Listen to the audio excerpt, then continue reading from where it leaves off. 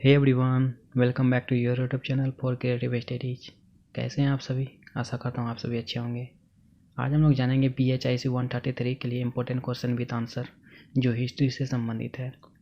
ये आज के टॉपिक जिनका भी हिस्ट्री सब्जेक्ट है सभी के लिए हेल्पफुल है, चाहे कोई भी कोर्स के हो। ओके, चलिए स्टार्ट करते हैं आज के सेशन को। आज जानेंगे हम लोग अकबर की धार्मिक नीति कैसा था। अकबर, ये बहुत ही महत्वपूर्ण सवाल है। इससे पहले बाबर और हुमायूं भी की धार्मिक नीति भी थे, लेकिन इससे बेहतर धार्मिक नीति कोई भी शासक के नहीं थे। इसलिए कई बार एग्जाम में देखने को मिला है, इसलिए इस क्वेश्चन को आप लोग कंप्लीट कर लें। चलिए जानते हैं धार्मिक नीति कैसा था इसके बारे में। अकबर की धार्मिक नीति का मध्यकालीन भारतीय इतिहास में विशेष महत्व है, क्योंकि इसकी धार्मिक नीति उसकी प्रशासनिक व्यवस्था का मुख्य केंद्र थी। जैसे अकबर की जो है धार्मिक नीति जो था मध्यकालीन में, मध्यकालीन भारत के इतिहास में जो है सबसे महत्वपूर्ण था, सबसे प्रचलित था। इसके बारे में आगे अच्छी तरह से समझेंगे। ये इसकी धार्मिक नीति जैसे थी, ये प्रशासनिक व्यवस्था का सबसे महत्वपूर्ण केंद्र था। बहुत ही महत्व था इसके धार्मिक नीति के बारे में। अकबर की धार्मिक नीति जो है बाबर और हुमायूं की नीतियों से पूर्णतः भिन्न थी। इससे पहले जो है बाबर और हुमायूं जो शासक बने थे मुगल साम्राज्य के, उससे कई गुना भिन्न थे इसकी धार्मिक नीति। इसलिए ये महान शासकों में से एक है अकबर। जैसे आगे है अकबर के धार्मिक नीति के महत्वपूर्ण पहलू। अकबर ने 1562 ईस्वी में दास प्रथा का अंत कर दिया तथा युद्ध बंदियों से बलात् धर्म परिवर्तन पर रोक लगा दी। जैसे 1562 ईस्वी में 1562 में दास प्रथा को अंत कर दिया था अकबर ने।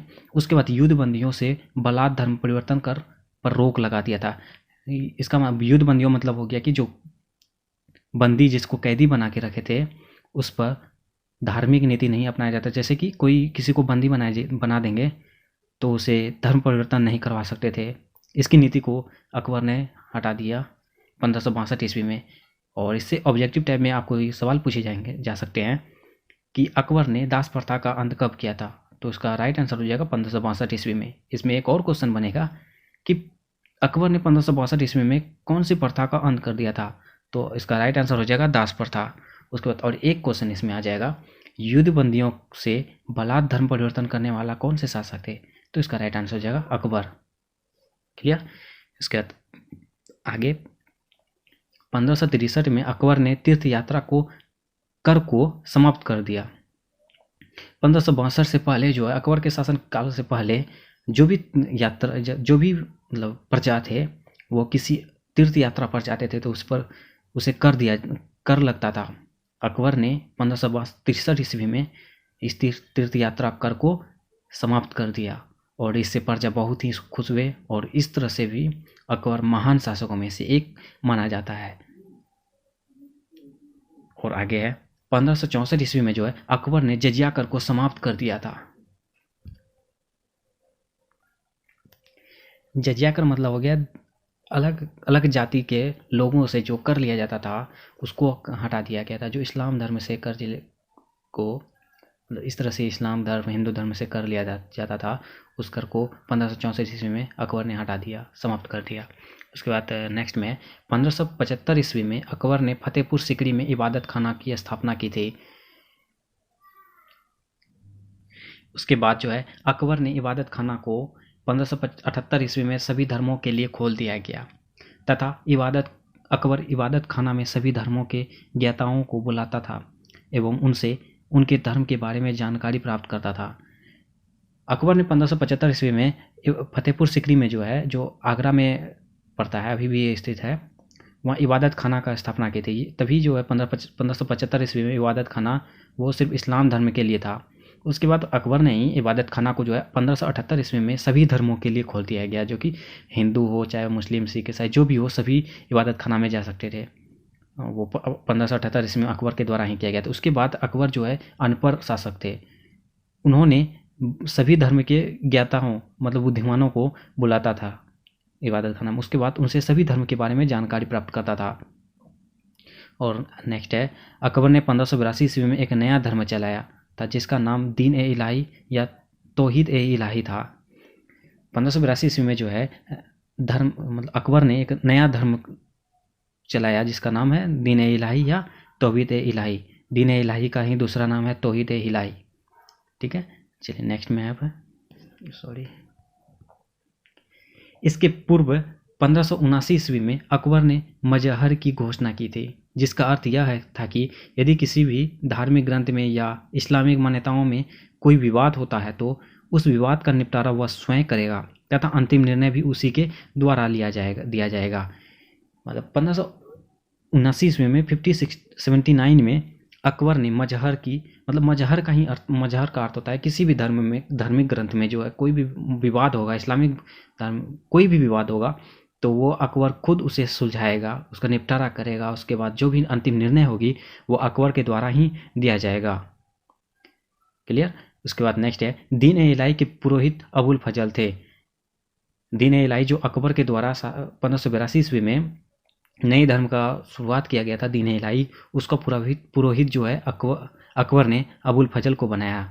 उसका दीन ए इलाही धर्म अपनाने वाला एकमात्र हिंदू बिरबल था। मतलब इसको कह सकते हैं दीन ए इलाही धर्म जो है सबसे पहले बिरबल ने अपनाया था। क्लियर।